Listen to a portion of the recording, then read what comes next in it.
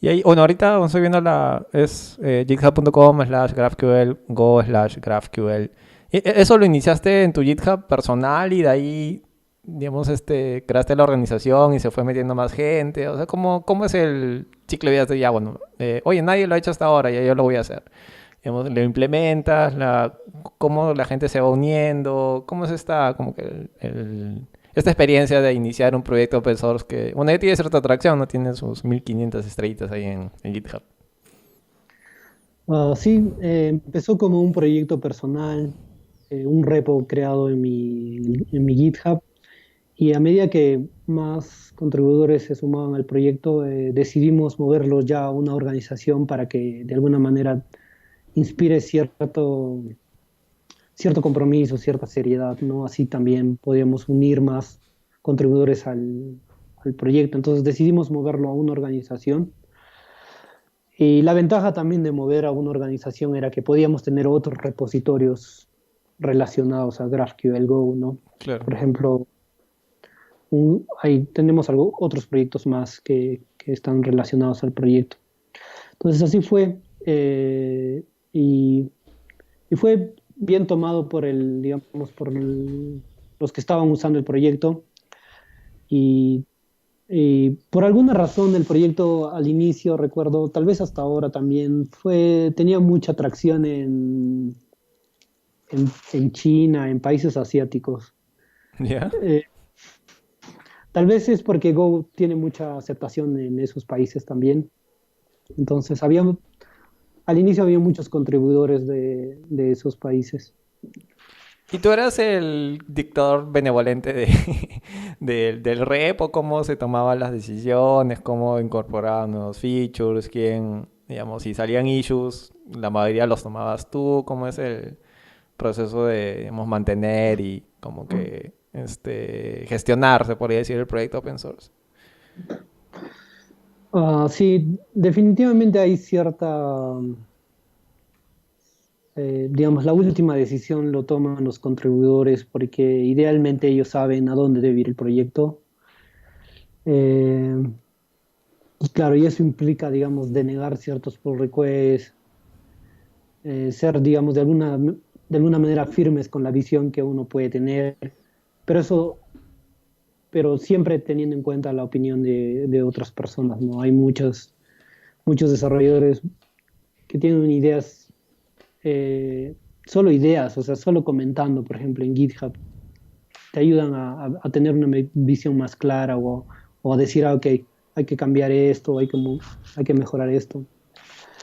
Y muchos de ellos no solo comentan, sino van de frente y envían el cambio, ¿no? A través de un pull request, lo Ujú. cual muchas veces es de gran ayuda porque mejoran, mejoran cosas o arreglan bugs.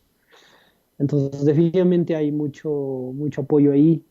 Pero últimamente, como te comento, sí necesitamos ayuda.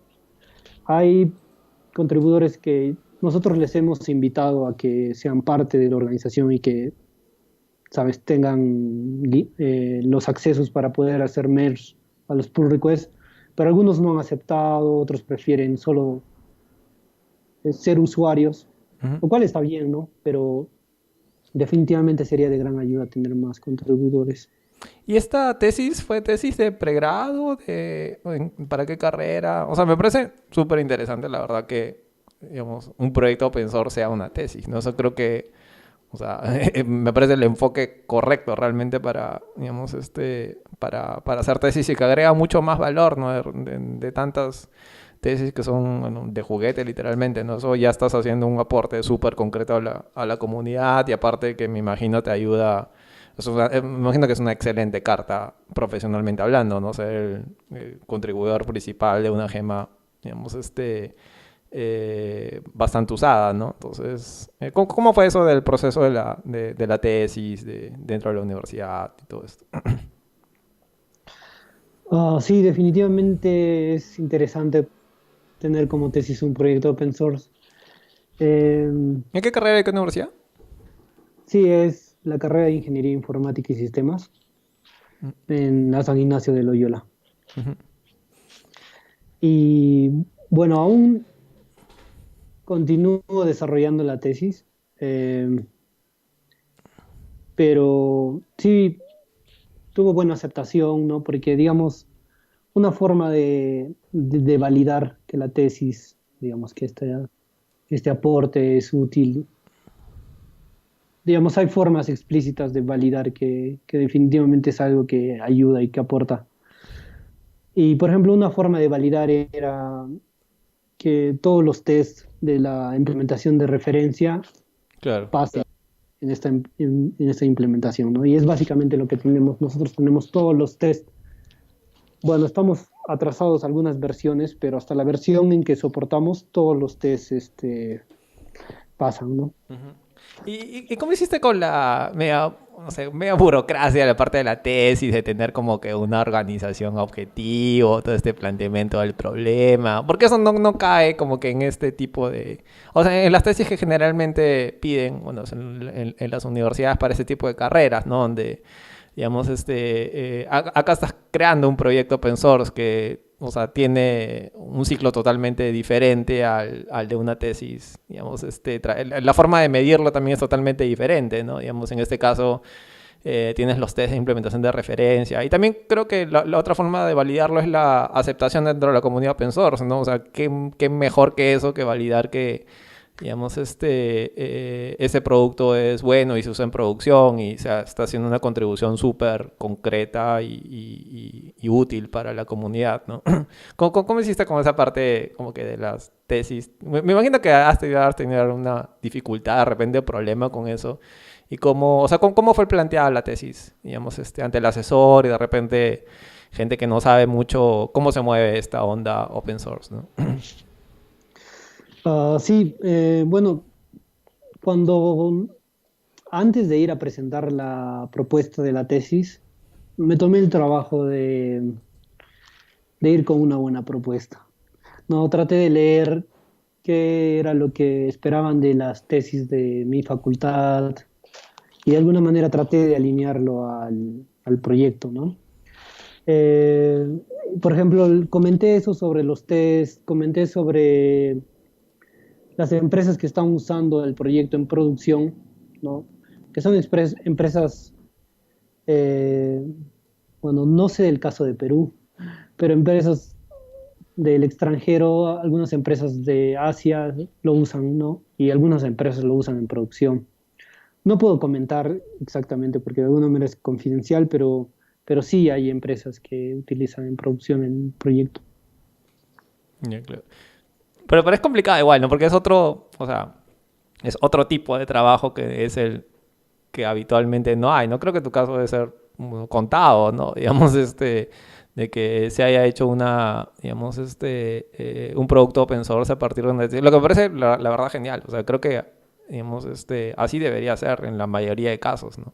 Porque sí estás haciendo una contribución súper real a la comunidad y la comunidad misma la está validando, ¿no? O sea, digamos, para acreditar que eres un ingeniero titulado y todo eso. O sea, qué más que como que publicar tu trabajo open source a la comunidad, el estar trabajando con pares todos alrededor del mundo, que se está utilizando en producción, los issues que te ponen también me imagino que son, o sea, ya son issues reales, ¿no? O sea, gente que está queriendo utilizarlo de repente en un proyecto y no sé, no, algo no funciona o es lento, entonces, o sea, digamos, es súper real, digamos, ¿no? No es tanto como a veces como que te inventas el problema para hacer la tesis, por así decirlo, ¿no? Y nunca, digamos, y nunca llega a estar en producción o hasta muchas veces nunca se llega a utilizar, ¿no? Entonces, nada, o sea, me parece súper genial ese enfoque, ¿no? Sí, sí, Lennon, gracias. Sí, definitivamente esperemos ver más de proyectos open source así que nacen de tesis, ¿no? Tal vez sería bueno que también las universidades puedan darle de alguna manera más valor o que traten de incentivar que hay tecnología open source, ¿no? Y que ellos también pueden crearlo desde ciclos donde ya sepan programar, ¿no? No es necesario, digamos, ser muy experto o tener amplia experiencia, sino simplemente las ganas y creer que puedes construirlo, ¿no? Otro proyecto open source es Updash, Ujú. que también está en GitHub. También tuve la oportunidad de trabajar en ese proyecto open source un tiempo, que es básicamente para monitorear aplicaciones escritas en Go. Y la otra aplicación, el otro proyecto open source es SourceLib CSS, que básicamente es un parser de archivos CSS y HTML. Entonces, digamos, esos son los tres principales proyectos open source en los que trabajé. Ujú. Quería preguntarte más sobre GraphQL. Digamos, ¿cuál es la diferencia con REST? Porque, digamos, ¿cuáles son los problemas que resuelve de alguna manera?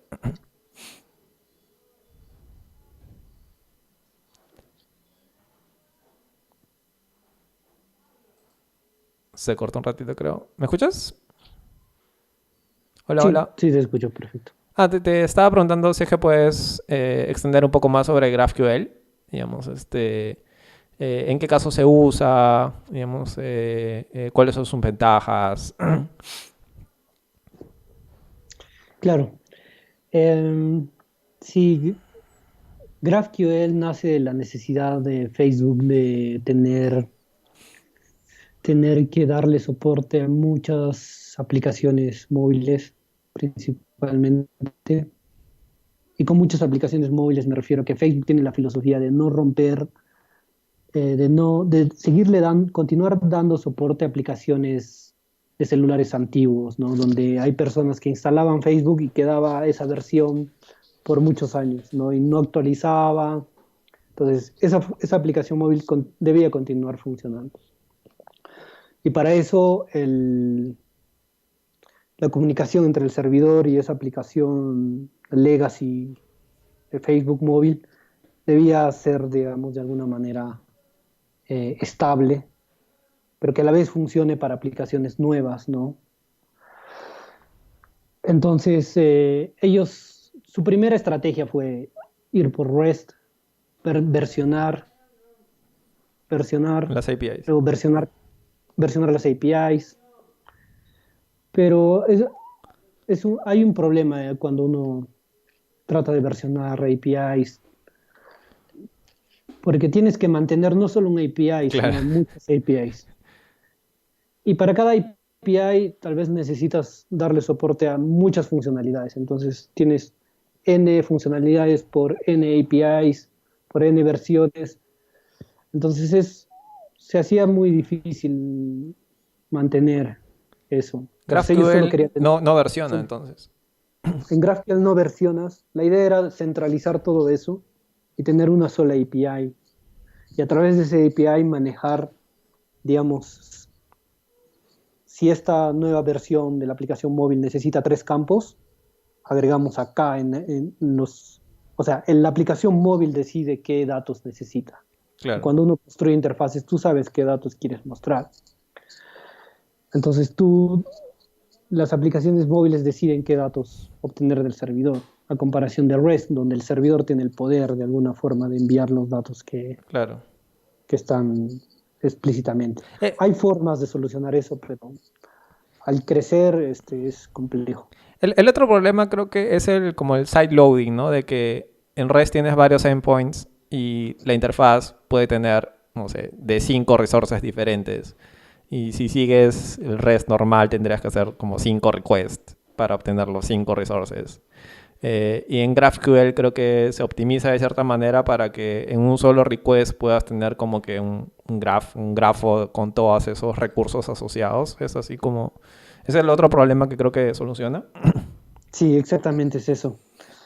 Exactamente es eso. Y eso se transfiere a ahorrar dinero, porque consumes menos banda ancha, entonces Ujú, pagas menos y una empresa puede ahorrar menos, ujú. puede ahorrar dinero, ¿no?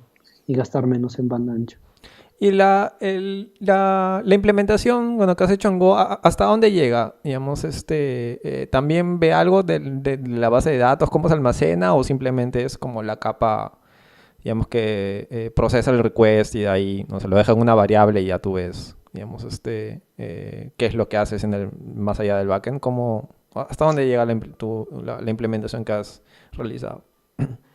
Sí, digamos, las implementaciones agrega una capa más a tu arquitectura, pero esa capa no es agnóstico al data store o a alguna base de datos. Quiere Ujú, decir que tú puedes usar MongoDB o MySQL o Redis o cualquier otra base de datos, ¿no? Con GraphQL. Ujú. Simplemente es una capa más y cuando utilizas la implementación, tú decides cómo obtienes los datos, de dónde, si los agrupas, Ujú. es independiente. Ajá. Ya, pues, Cris, estamos ya cerrando el programa. No sé si puedes dar alguna recomendación sobre, de repente, dónde aprender un poco más de Go, algunos libros, algunos recursos como para, digamos, iniciar y comenzarse a involucrarse en este tema. Sí, perfecto. Antes de pasar eso, Lennon, tal Ujú. vez la diapositiva 10 es de preguntas, tal vez tenemos por ahí alguna pregunta A ver. más. Estamos sobre la hora, pero vamos a ver.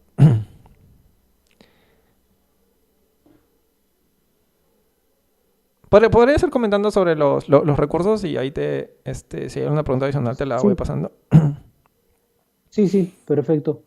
Por ejemplo, si podemos compartir las diapositivas, Ay, ay, en, ay. en penúltima diapositiva tenemos varios links, ¿no? Ujú, Donde compartimos, por ejemplo, un buen recurso para empezar a aprender hay una página que se llama ujú, gobyexample.com, que es muy interesante, es básicamente una serie de links y un tutorial muy ligero donde uno puede aprender, si ya sabe programar, aprender Go.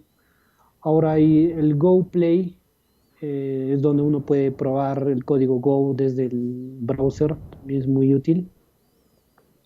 Y si ustedes visitan la página de Go, también hay un Go Tour donde uno puede ir paso a paso aprendiendo sobre Go, ¿no? La sintaxis, los componentes que tiene. Y hay en diferentes idiomas, entonces si uno prefiere español, por ejemplo, podría. Desde la página misma de Go uno puede encontrar eso que está ahí a la derecha, el Go Tour se llama. ujú. Ahí están, bueno, comentando ahí en el live sobre cómo Uber usa Go. Ahí compartieron un link sobre, bueno, las diferentes aplicaciones de escalamiento, de manejo de colas también. Y ahí está, bueno, lo usan bastante, se nota. Entonces, nada, bueno, ya estamos terminando, estamos ya sobre la hora. No sé si cuando quieres dar un mensaje final y con eso cerramos, Cristian. No, agradecerte, Lennon, por la oportunidad de hablar sobre Go y hablar sobre otras cosas como GraphQL, que siempre es interesante, estas nuevas tecnologías. Y bueno, a las personas que tal vez les gustaría saber más sobre Go y si tienen las ganas y entusiasmo de aprender, yo les recomendaría que sigan adelante porque hay muchas oportunidades en términos de trabajo, en términos de poder estudiar. Cada vez la comunidad está creciendo más y con eso hay muy buenas oportunidades, ¿no? Y bueno, si les gustaría conversar más sobre Go o tienen alguna duda, podemos aprender o compartir links, me pueden contactar por el Twitter, que está en la página, en la diapo 12. Ese es mi Twitter, C Ramón con doble N y gracias, Leno. Ya, pues listo, Cristian, nos vemos. Chao, chao, gracias. Perfecto, gracias, chao.